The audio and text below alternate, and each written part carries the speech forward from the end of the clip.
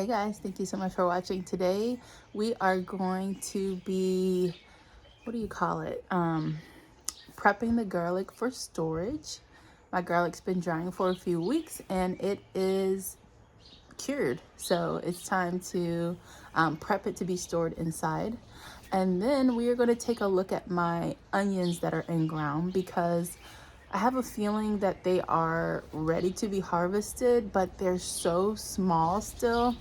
I have been so bad at growing onions, so we're gonna take a look together. The ones that look like they're absolutely done, I'm gonna go ahead and harvest those today. So my garlic is sitting here. Let's get an example. So this has been curing for a few weeks now. Everything on it is completely dry.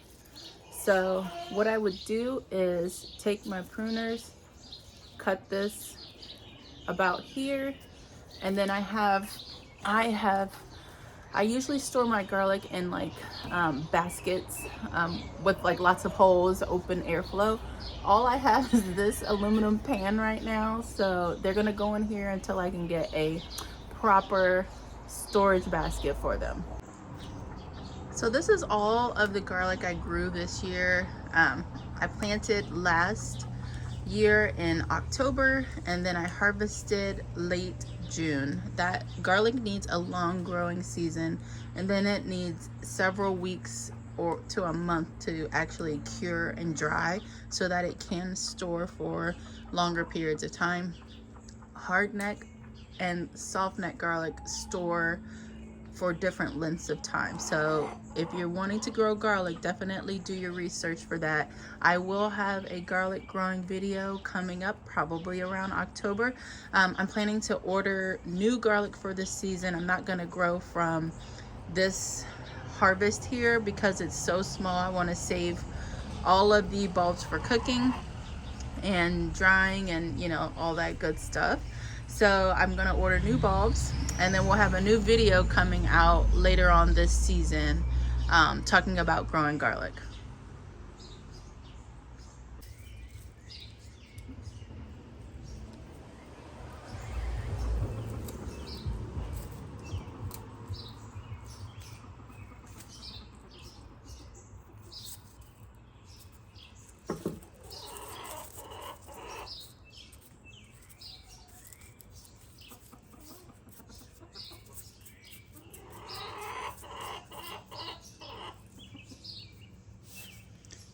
This is such a perfect clove.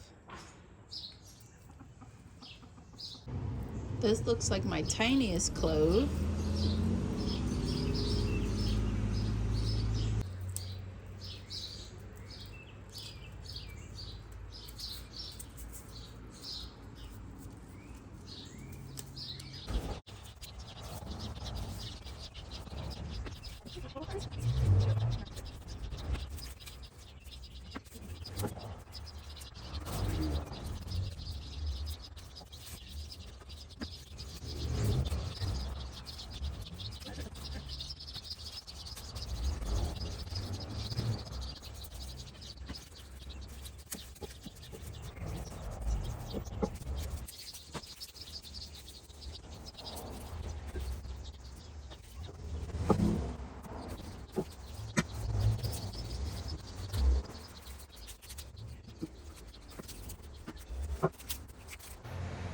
Okay, so I want to talk about my garlic a little bit. So first of all, my pruners are extremely dull, so it was difficult to cut them when it shouldn't be.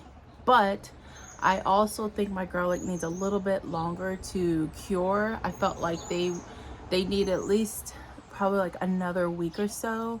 And so cutting off the dead foliage, that's gonna help them cure even faster now. So what I'll do is leave them out here just for a week or so longer and then bring them in the house. The thing is that we've been having super weird weather here in Ohio. Not weird, but we've been having a lot of humidity, a lot of moisture. It's been cool like the last few days. Like it's been like, feels like fall out here. So the weather's been up and down, and for garlic you need a place that is has good airflow, not direct sunlight. What was on my face? Anyways, not direct sunlight, but you know, you want really good airflow. You don't want them in like curing in the sun, not necessarily, and you just want them to have the time and space to actually cure. So I felt like mine had that. This is how I dry them every single year. And then I just feel like with the extra moisture we've had here in July, that it's been really difficult. Probably made it more difficult for them to actually dry. And also I usually keep a fan on them, but I felt like because I had so few garlic this year that I didn't need the fan blowing on them. Anyways, they'll be fine. They'll continue to cure, and they actually look amazing. Look at that. Beautiful. Beautiful heads of garlic. Look at that. They smell amazing. Nice size. Now knowing us, we will probably eat through this before January. So ideally I would like to have enough garlic to last us at least for a full year, but it's fine. I'm going to order more this fall and we will have a lot more garlic next year. But anyways, so I wanted to show you this. If you pull your garlic and you see these extra bulbs out here, this typically happens when your bulb has gone longer than necessary in the ground. The skin on outside of these bulbs will like pull back and flake off, and so you've got these bulbs that look like they were an afterthought, and they're not really an afterthought, just that skin didn't get to hang on there, because you can see right here where it's connected from this bulb to here, but because it was in the ground so long, like look at this, it was in the ground way too long, so that skin split over these bulbs. So that's another thing to be mindful of when you're growing garlic, is when they're ready to pull them, the longer you leave them in the ground, the more chance you have for your skins to split, like you see on this one. Now these bulbs will actually, these are fine. They're going to be they're edible still, so they're absolutely okay for this to happen. These bulbs do still have skin on them. It's just not fully attached to the main bulb anymore. So, okay. So for this, I'll just finish this up by cutting this off with my dull scissors, dull pruners. I need to get a sharpener for that. And then I also wanted to show you another thing that I found. This is new this year, but this bulb here actually has a pest in it. I'm not sure what these are, but there are definitely little bugs living in this bulb here. Let me open it up a little bit more, see if we can get a better look. So you can see a little better at what I'm talking about. I'm not sure what these bugs are, but if anybody knows, leave them in the comment section. This garlic, I will actually, I think I'll just use this for my chicken garlic, for my chickens. Some chicken keepers add garlic to their water just as a health benefit supplement, and I have done it too. I haven't done it this year, so I need to get them back on their supplements, but I don't see any issue with not using this for the chickens, but I definitely won't use this for our home garlic. So yeah, there's that, and I'll let this one continue to stay out and cure, and I'll actually take it and put it away from my other garlic in case those bugs jump to my other garlic, but it'll stay right there, continue to cure. And then here is the garlic haul. I ended up finding this just in here in the screened-in porch, so I'm just gonna leave this out here for a little bit longer and allow those to continue to dry. I'll probably this is probably a better way to do it. Put the stems up so it can continue to dry down here. So now let's take a look at my onions.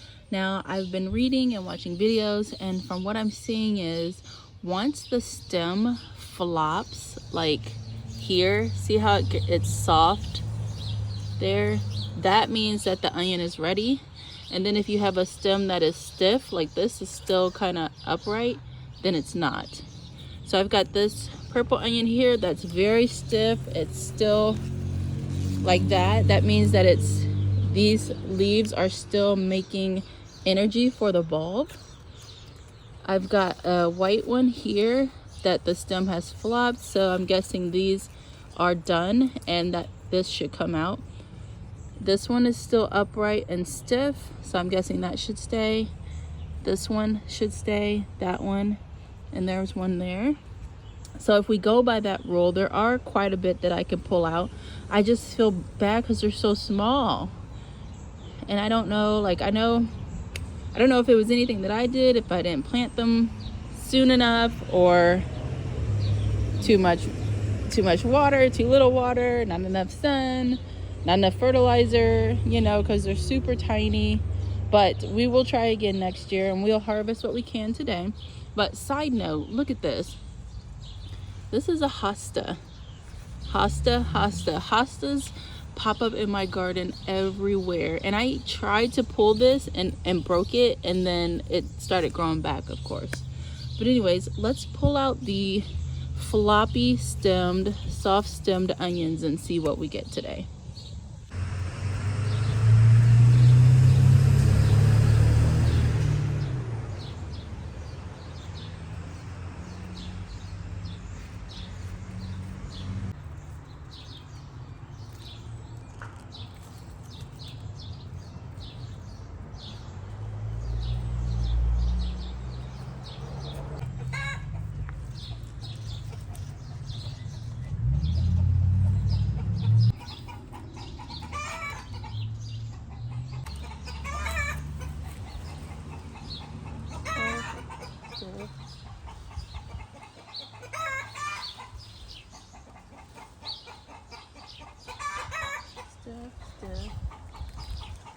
Great.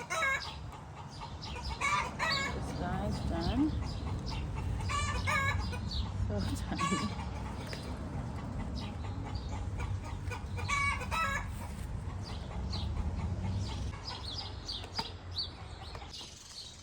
We've got quite a few onions in here, so let's just do the stem test.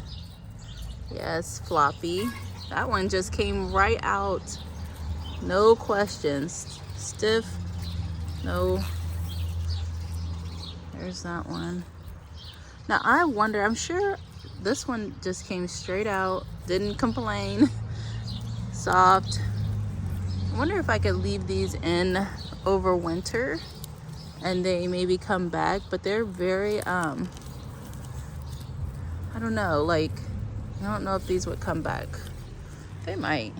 I mean, they're bulbs, so I need my onion experts to chime in and help me here, because last year I tried to grow onions and it didn't go well. And then this is my first year actually getting bulbs this size from the ground. This one looks done. This one, these two still look pretty stiff. That one we checked. This one, no.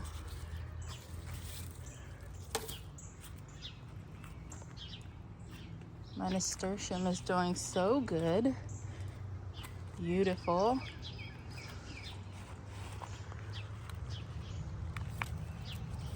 Done. Let's see about this guy. Done.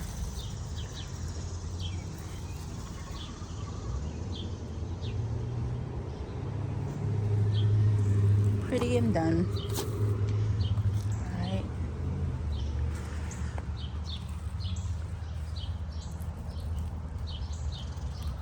Look at this one. Didn't even like do anything.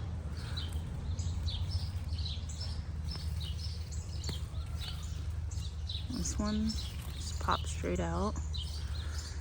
This particular bed here seems to be kind of a fail.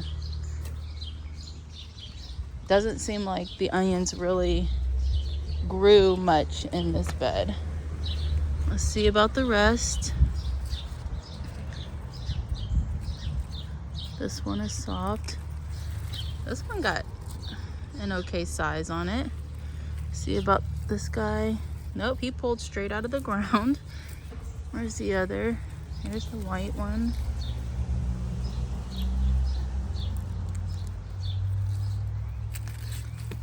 Alrighty.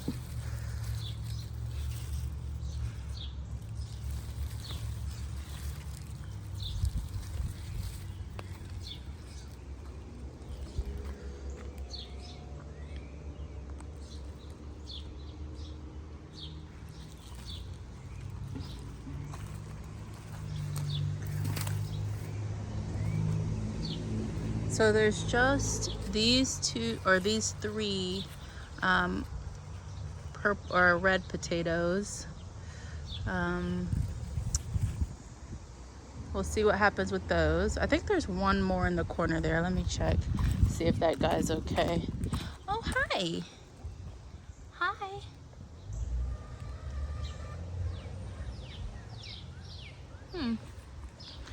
All right, next. Here he goes. Big old spider web over here too, but look at this. Pitiful.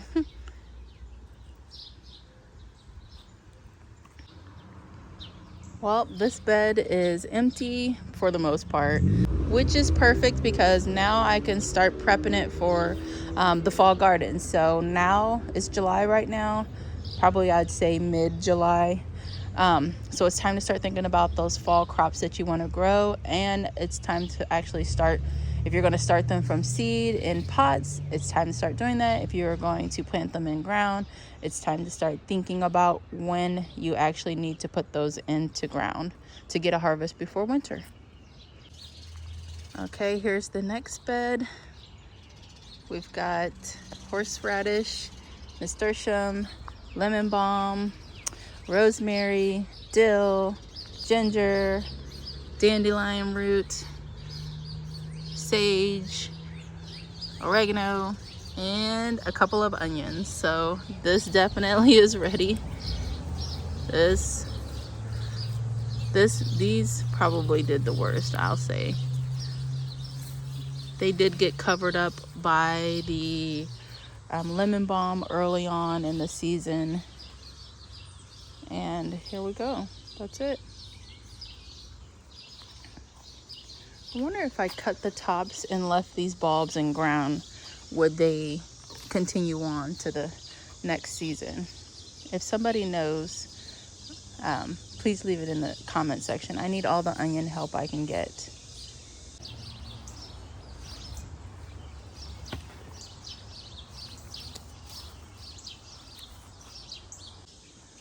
Okay, so we have one more bed with onions, and it's this one here, this Vego bed. And let's check and see. Stiff. Still, oh, oops. Well, he was stiff, and then I like zhuzhed him and he came out, so we'll just take him out. See about this guy. Not stiff. These, I mean, I feel like their root system is so shallow. Like, look at that. That's barely any roots on these. I don't know what that's about. This guy is in here and he's kind of split.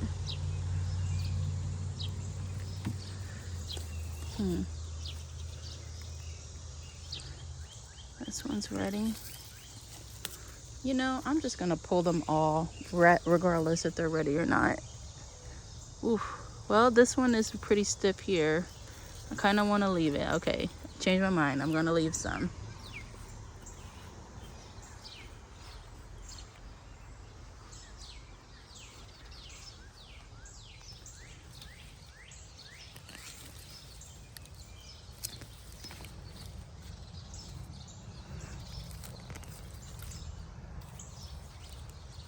Mm.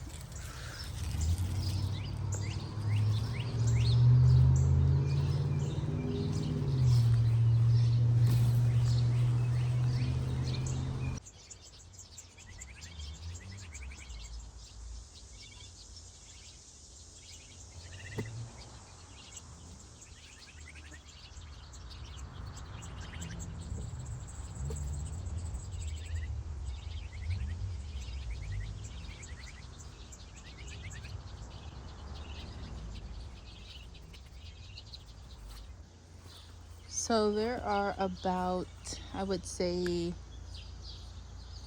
10, no, 8 in this bed that I'm gonna leave behind because they did feel rooted in good. They felt nice and stiff, the stems, and the stems still looked really good. So I'm gonna stop pulling for now, and we can take these up to the house.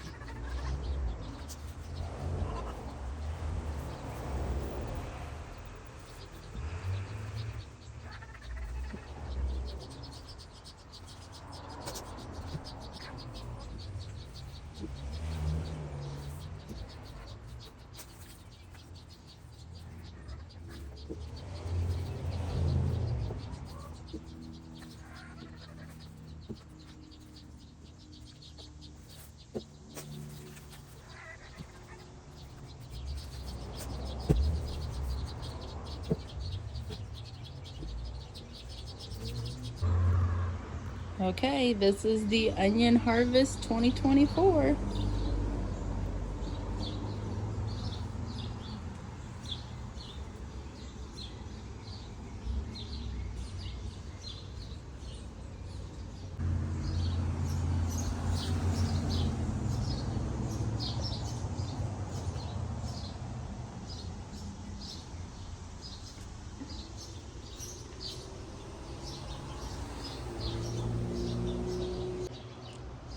So these onions will sit out here and cure probably 5 to 6 weeks. I'll gauge that by how they're looking. If they're drying up quickly, then it can be a shorter period of time. If they're drying up slowly, it could be a longer period of time for them to sit out here. And I will adjust them to allow them to dry on all sides. But I'm excited. I'm happy. Now I can start making onion powders. I can use these fresh. I can, obviously I'm going to continue to cure them, and then we'll just go from there. Even though it's small, it's still edible. So I'm happy with that. Thank you guys so much for watching this video. Let me know if you have any questions about the garlic or the onions, and if you have any suggestions for me for the onions, please leave them in the comments section below so that I can do some more research and learn where you guys have learned how to grow your onions. All right, thank you so much for watching. I'll see you in the next video. Bye.